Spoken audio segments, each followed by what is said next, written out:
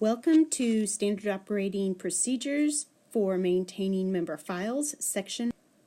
As you are listening to training, pull a file from a or your sample member file. Keep in mind that a lot of this paperwork seems very obvious. However, please note all of the little extra tips and details because sometimes the way that paperwork is filled out is not in compliance with what yes requires. So let's talk first about them.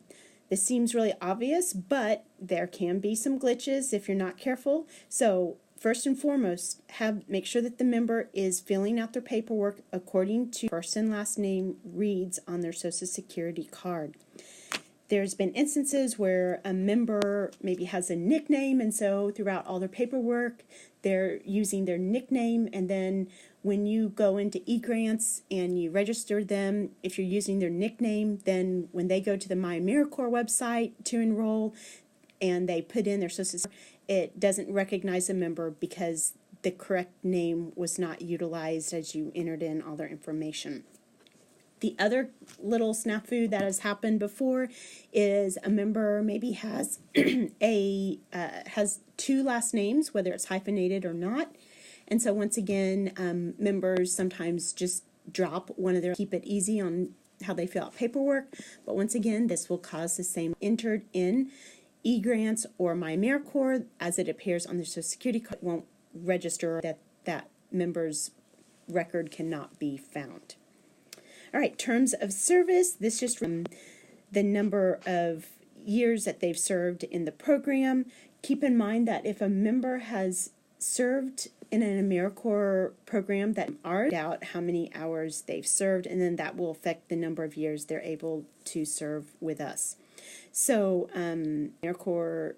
So in the case of our program for Putnam City, our members are 300 minimum, which means they get up to 4 years of serving in our program. As far as service years, these are the school years in which the members are serving. So for example, 2018 or 2018 through 2019, that's what you're writing blanks. This is really helpful to have in their paperwork because there's been instances where a member serves as a high school student and then they don't return the name, become college, you serve again, which is great.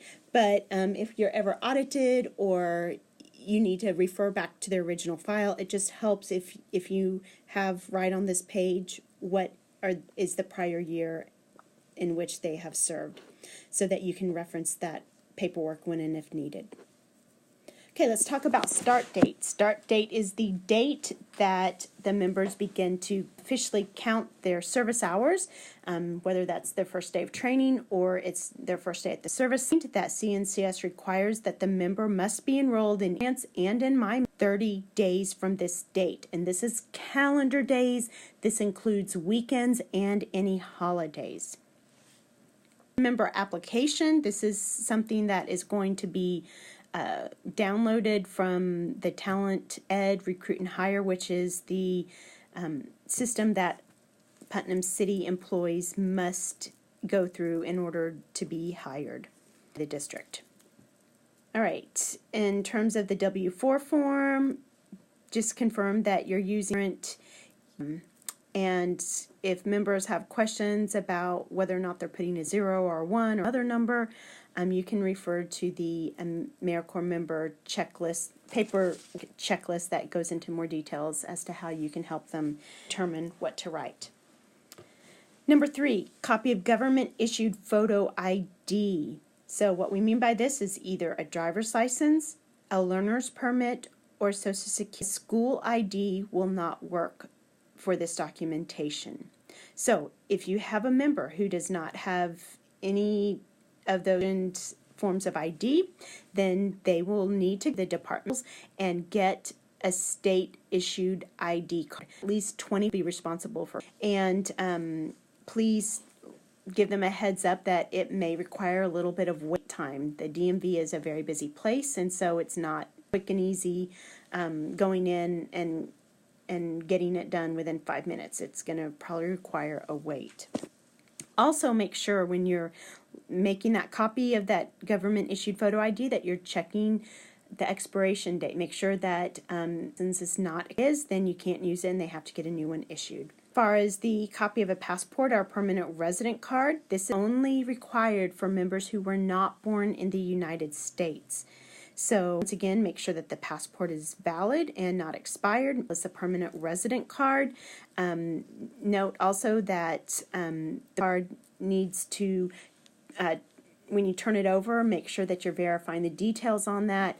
There's been an instance where a member or an applicant has what looks like a permanent resident, has a stipulation that says for work only. Something like that will not work. You'll need to refer to the guidelines of CNCS to make sure that you have the correct resident card, legal to what CNCS is requiring.